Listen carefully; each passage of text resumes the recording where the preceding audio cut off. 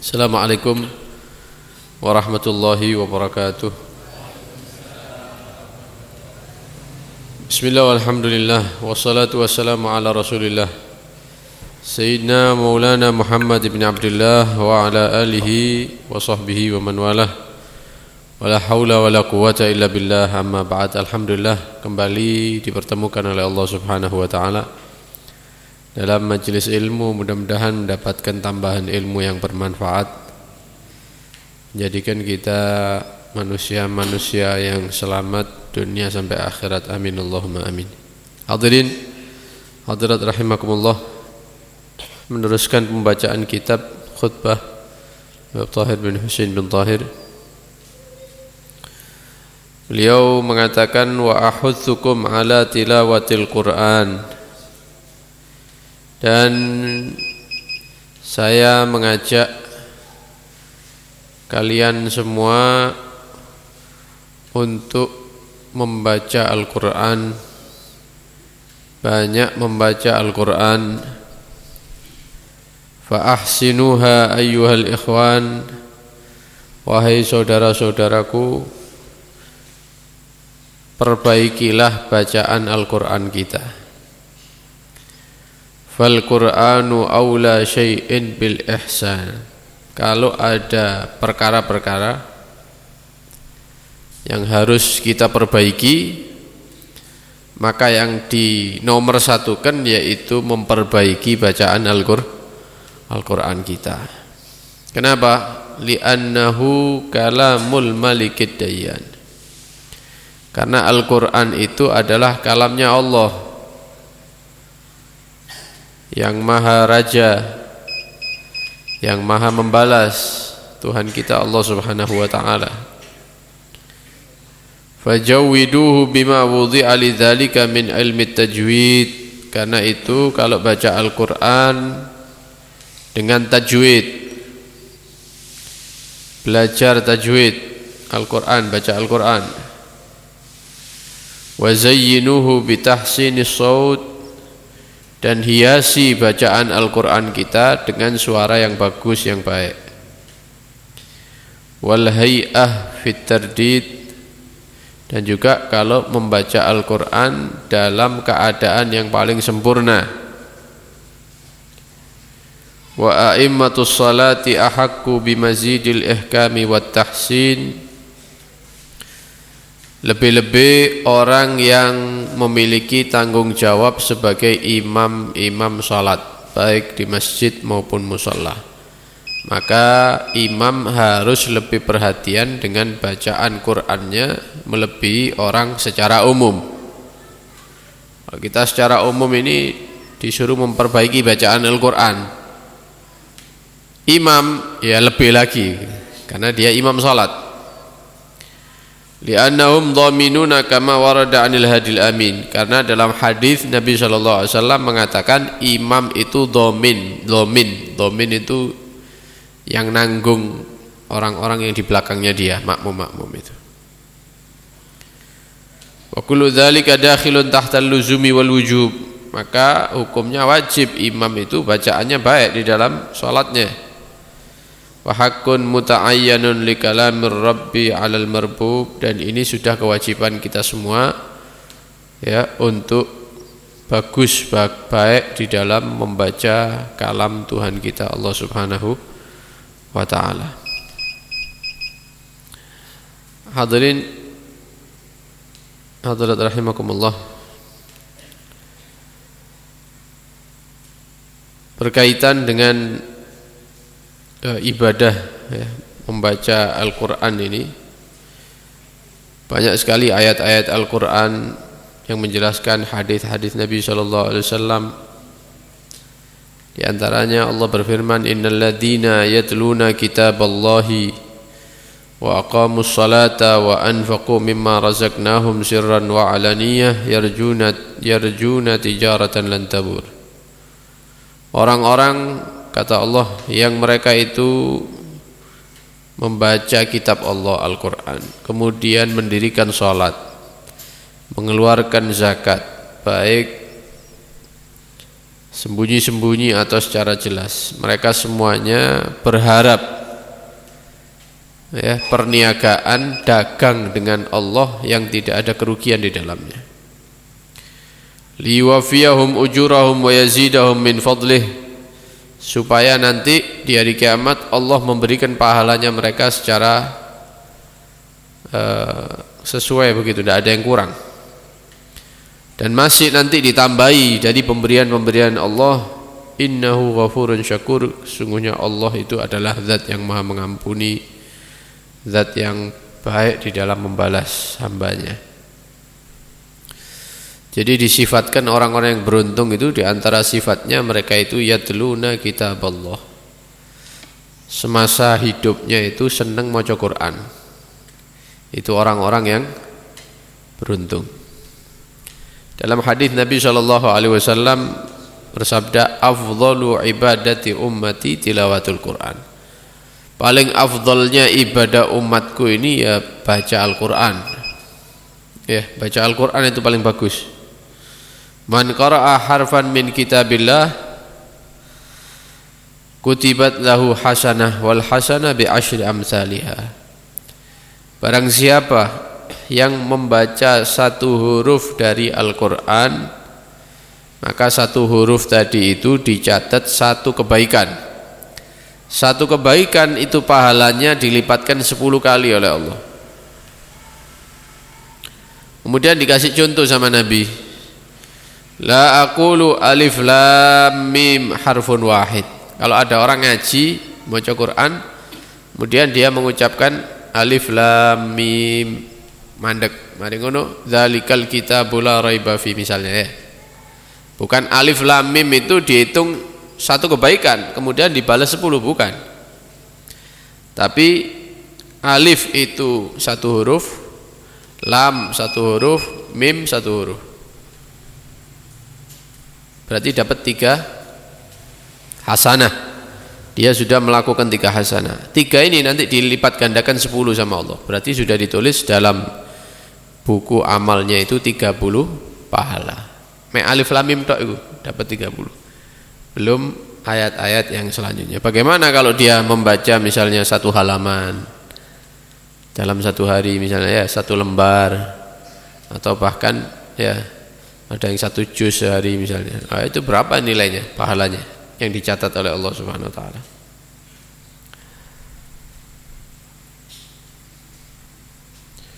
Yaqulullahu ta'ala man syaghalahu dzikri wa tilawat kitabi an mas'alati a'taituhu afdal ma u'tis sa'ilin.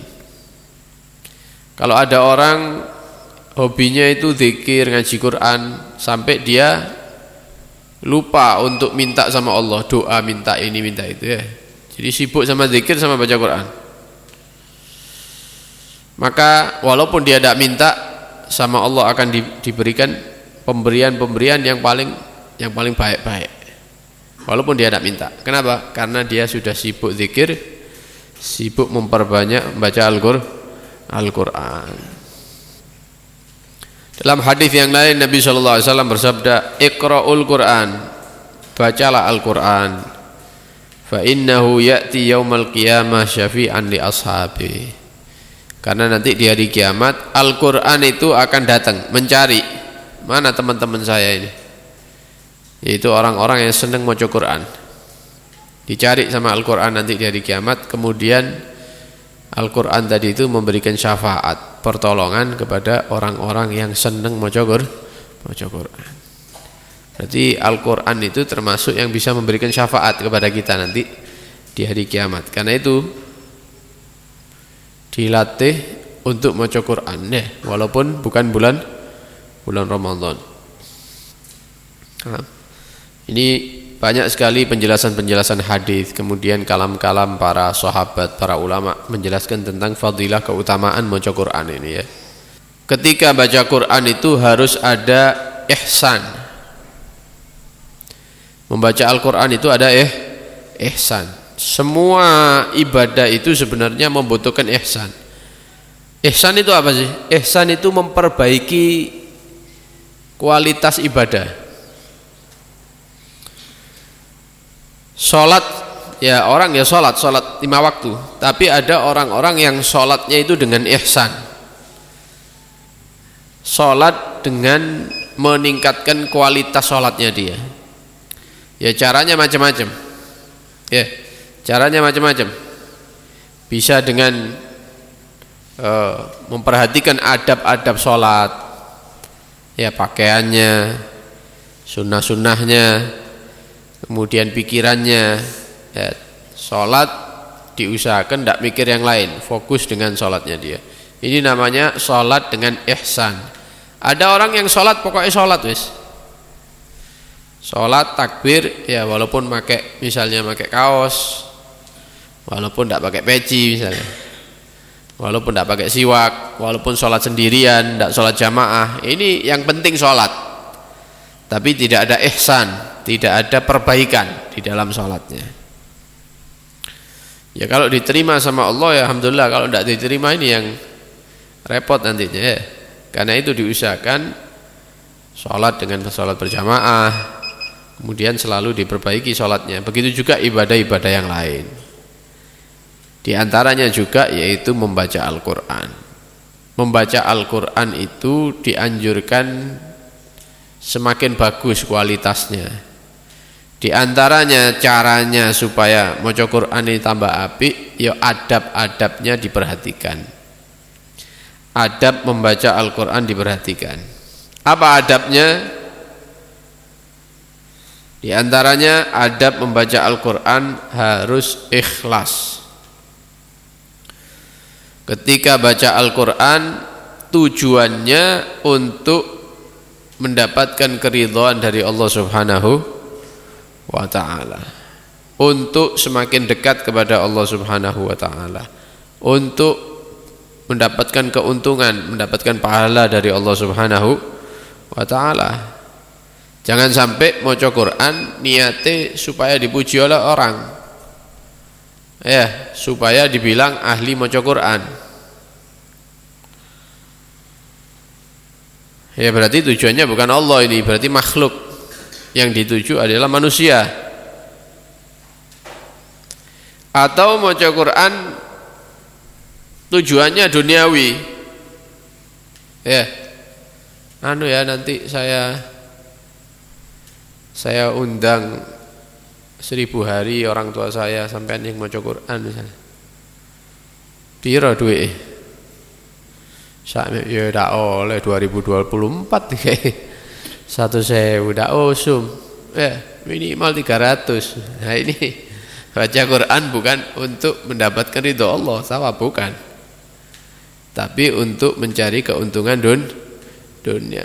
Bukan berarti tidak boleh menerima, silakan menerima, tapi ojo ngono carane ya, ditarget. Wani pira sampean? Ya, jam ini isuk sampai sore hatam. Berani bayar berapa begitu ya? Yes ngaji, niat yang baik, perkara engko ambek Soebul Beti disangoni alhamdulillah begitu ya. Kalau enggak ya enggak apa-apa, dapat pahala. Ya sikek mangan tok mungkin. Nah, ini berarti niat baca Qur'annya untuk urusan duniawi. Yang mana urusan duniawi ini ya tidak berharga di sisi Allah Subhanahu wa taala. Eman-eman maca Quran wis oleh jus-jusan, tapi dia tidak mendapatkan pahala dari Allah Subhanahu wa taala. Nah, ini namanya ihsan. Salah satu bentuk memperbaiki bacaan Quran itu niat. Niatnya apa ketika baca Quran? Ada cerita itu yang sering kita bawakan. Ada orang itu termasuk amalannya dia tiap malam itu bangun kemudian baca surat Toha tiap malam. Jadi bangun malam wudu baca surat Toha tiap malam seperti itu, mulai muda dia ya.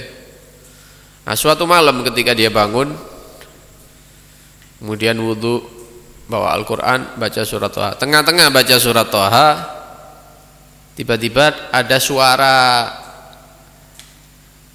orang jalan kaki ya, dari kejauhan. Teko ado wis krungu wong mlaku rombongan gitu. Oh ini kayaknya lewat sebelah rumah saya ini. Akhirnya ketika orang-orang ini sudah dekat, maca Qur'ane tambah dibangetno, digetno ya. tambah banter. Orang-orang yang lewat, omeh sapa iki? Omeh Pak Fulan misalnya, Pak Slamet misalnya. Masya Allah ya, jam 3 bengi maca Quran misalnya. Ya. Wah, berhasil dia. Nah, sekarang orang-orang sini tahu kalau saya ini jam 3 ngaji Quran, alhamdulillah wis. Setelah baca surat Toha selesai, nunggu adzan subuh, keturun orang ini. Orang yang ngaji ini ketiduran. Nah, di dalam tidurnya dia mimpi kiamat. Kiamat, manusia ini dibangkitkan oleh Allah. Kemudian diberikan catatan amalnya satu persatu. Ketika orang ini dipanggil oleh Allah, dikasih buku catatan amalnya, disuruh ngecek. Ayo delok amalmu. Wis jangkep apa ndak ya? Dilihat. Loh. Katanya, "Ya Allah, ini kok ada kesalahan catatan ini ya, malaikat ini. Kenapa? Saya ini rutin baca surat Toha tiap malam. Lah kok ini ada yang pahalanya tidak sempurna," katanya. "Kapan itu?" "Ini tanggal sekian hari ini misalnya." "Oh, itu waktu kamu ngaji di banget nono wong lewat itu loh." Lah, sing kon banget no itu beberapa ayat itu tidak dikasih pahala, tidak bisa saya kasih pahala. Kenapa? Karena kamu pengen dipuji sama manusia. Kalau pahala ya. Ketika seperti itu, nyesel dia bangun dari tidurnya, kaget. Ya Allah, berarti ya ini ngabari ini. Berarti saya nanti tidak dapat pahala bacaan Quran. Karena ya iku mang dibangetno supaya orang-orang tahu dia baca Quran bengi. Akhirnya dibalai di mana surat Surat Toha dibalai di mana mulai awal sebenarnya. Kenapa? Takut ya, niat buruk tadi itu mencegah dia daripada pahala yang besar dari Allah Subhanahu wa taala. Karena itu jangan niat kecuali ingin mendapatkan ridha Allah Subhanahu wa taala, mendapatkan pahala dari Allah Subhanahu wa taala. Kemudian cara yang kedua untuk memperbaiki bacaan Al-Qur'an yaitu dengan tadabbur. Tadabbur itu merenungi, memahami makna Al-Quran yang kita baca. Karena Allah Subhanahu wa ta'ala mensifati Al-Quran itu dengan firman-Nya, kitabun anzalnahu ilaika mubarakun. Ini kitab Al-Quran ini kami turunkan kepadamu wahai Nabi Muhammad, mubarakun, kitab yang penuh dengan berkah. Kitab yang penuh dengan berkah. Tujuannya apa diturunkan sama Allah? Liyatadabbaru ayati, supaya ayat-ayatnya itu direnungi, dipahami maknanya. Bukan sekedar dibaca gitu aja, hatam balik maneh, bukan, tapi untuk direnungi juga. Banyak sekali. Bahkan Sayyidina Ali karamallahu wajah, beliau mengatakan la khaira fi qiraatin la tadabbura fiha. Ya, tidak sempurna kebaikan itu di dalam bacaan Al-Qur'an yang tidak ditadabburi, yang tidak dipahami maknanya. Ya, memang betul mendapatkan pahala, tapi beda dengan orang yang baca Al-Qur'an dengan memahami maknanya. Kayak apa Beb, enggak ngerti bahasa Arab. Enggak ngerti Al-Qur'an ini kan bahasa Arab, enggak ngerti bahasa Arab. Ya caranya tuku Quran terjemah yang dari Menteri Agama itu kan ada ya. Quran terjemah disediakan waktu mungkin 10 menit, 15 menit. Moco ayat mandek digelok terjemahnya apa, biar tahu maknanya. Baca ayat lagi, nah terjemahnya apa begitu, supaya tahu maknanya. Ini termasuk memperbaiki bacaan Al-Quran.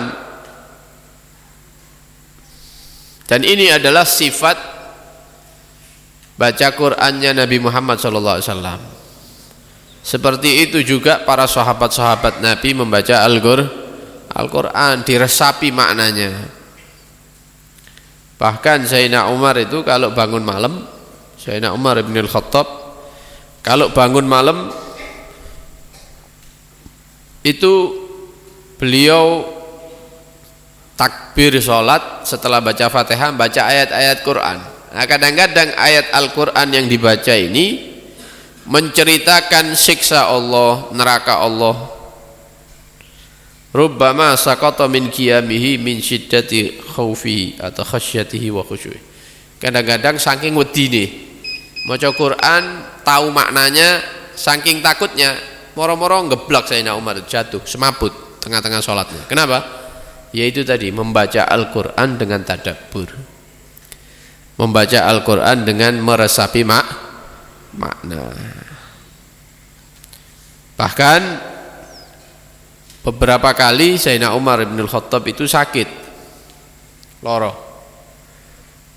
sampai didatangi sahabat-sahabat yang lain, dijenguk, dilihat sakit. Ternyata penyebabnya bukan karena mungkin cuaca atau apa, bukan. Kenapa? Setelah baca Quran, mari baca Quran kepikiran begitu, terbawa sampai sakit beliau, takut. Ya apa nasibku engko dia ketika dibangkitkan nanti, selamat apa enggak begitu. Sampai sakit beliau itu. Kalau kita kan sakit gara-gara enggak nyekel duit ya. Nah itu. Blonjoan brai loro wis. Atau kontrakan kerja entek ngeluh misalnya, bingung ngombe obat, ngombe ini, dompetnya tidak ada isi nih. Nah ini kalau sahabat-sahabat ini sakit, kenapa? Kepikiran. Setelah meresapi Al-Quran, beliau ini memikirkan nasibnya nanti di akhirat itu seperti apa. Nah itulah kualitas bacaan para sahabat-sahabat Nabi Shallallahu Alaihi Wasallam. Nah, yang terakhir kata Thahir bin Husain tadi itu, kalau baca Quran kalau bisa suaranya yang bagus, dan juga kondisi orang yang baca juga yang terbaik, yang paling bagus. Kenapa? Karena kadang-kadang suara Al-Quran dengan suara yang baik itu kadang-kadang mempengaruhi khusyuknya kita. Karena yang bawa Al-Quran itu bagus, maka yang mendengarkan ikut, walaupun tidak ngerti maknanya. Kadang-kadang nangis misalnya, karena bacaan yang bagus. Dan kadang-kadang suara yang bagus itu mengundang orang yang tadinya tidak berkeinginan mendengarkan Al-Quran, akhirnya dia duduk mendengarkan Al-Quran. Kenapa? Suaranya bagus. Karena itu dianjurkan untuk kalau baca Quran lah iso suaranya yang baik. Ya, wis suaranya tidak enak, cepet-cepetan mana ya? Ya pelan-pelan begitu. Karena Nabi SAW bersabda, "Hassinu Al-Quran bi aswatikum." Hiasi Al-Quran itu dengan suara-suara kalian yang baik. Ya, suara yang bagus. Dalam hadis yang lain, man lam yataghanna bil Quran falaisa minna. Barang siapa yang ketika membaca Quran itu suaranya tidak dienakkan, maka bukan dari golongan kami. Nah,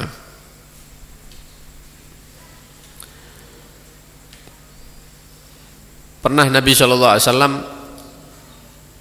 mendengarkan suara bacaan Quran itu enak betul, enak suara ini sopo ini ya, suaranya bagus. Nabi senang dengan suara itu. Ternyata itu adalah suara seorang sahabat yang bernama Abu Musa al-Asy'ari. Ya, beliau itu asalnya dari Yaman, hijrah ke Madinah untuk mengikuti Nabi Shallallahu Alaihi Wasallam. Lek ngaji enak Abu Musa al-Asy'ari ini. Maka dipuji sama Nabi Shallallahu Alaihi Wasallam. Laqad utiya mizmaran min mazamir al-Dawud. Abu Musa al-Asy'ari ini diberikan ya suara yang bagus sebagaimana pernah diberikan kepada Nabi Daud. Jadi Nabi Daud itu kalau membaca kitab Zabur itu burung-burung, hewan-hewan itu ngumpul semua saking enaknya. Jadi mengelilingi begitu, saking indahnya suara Nabi Allah Daud. Nah, Di antara sahabat-sahabat Nabi yang suaranya enak, ya ini Abu Musa al-Asy'ari, dipuji oleh Nabi sallallahu alaihi wasallam. Karena itu lek suaranya ndak enak, ya ojo kesusu-kesusu baca, nanti tambah ndak enak. Ya pelan-pelan biasa bacanya yang bagus. Dan juga kalau baca Al-Qur'an keadaannya yang paling baik. Bersuci, wudhu dulu, walaupun boleh bagi orang yang hafal Quran, maca Quran tanpa wudhu kan boleh ya. Nah kalau bisa tetap wudhu. Beb Yasin niku wis mulai biyen hafal. Jadi maca Yasin wis ndak wudhu begitu ya tidak apa-apa, tapi lebih baik wudhu itu namanya keadaan yang sempurna. Walaupun wis hafal. Wudhu kemudian menghadap kiblat, kemudian anggota tubuhnya tidak banyak gerak-gerak, tola-tole, sing tenang begitu kalau baca Quran. Jangan tola-tole, suara didik noleh, suara sepeda motor noleh, lawang buka noleh, tidak usah. Kalau sudah baca Quran fokus, tidak usah tola-tole. Dan juga badannya harus bersih, pakaiannya bersih, tempat duduk dia harus bersih. Kalau bisa pakai wangi-wangian, saat durung ngaji gaya minyak wangi. Ini adalah cara yang paling afdol, cara yang paling sempurna bagi orang yang mau membaca kalamnya Tuhannya Allah Subhanahu wa ta'ala. Ya jelas ini nilainya nanti beda di hadapan Allah. Orang yang baca Quran dengan cara-cara tadi dengan orang yang baca Quran tapi tidak ngadep kiblat, pakaian seada-adanya, kemudian maca Quran ambil tola-tole. Sekarang ini ada fenomena gantian ngaji, lek wayahe ndak ngaji rokokan. Nah ini yang bingung ini ya. Ini koncone maca Quran, mari sing situ nyumet rokok.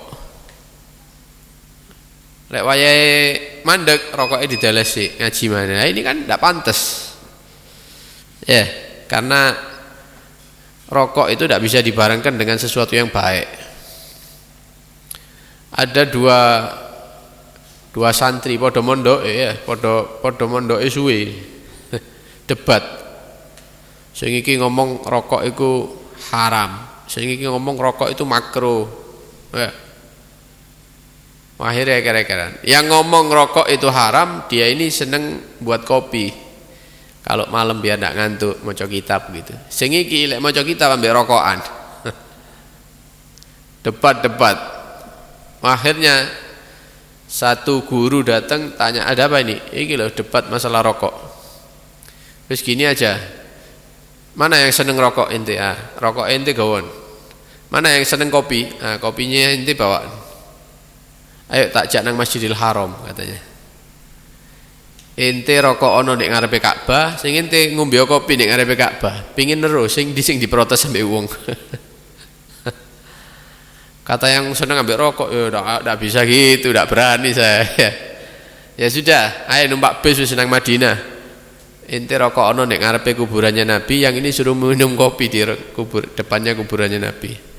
Nanti yang diusir yang mana? Kata yang rokokan, wah ya tidak bisa.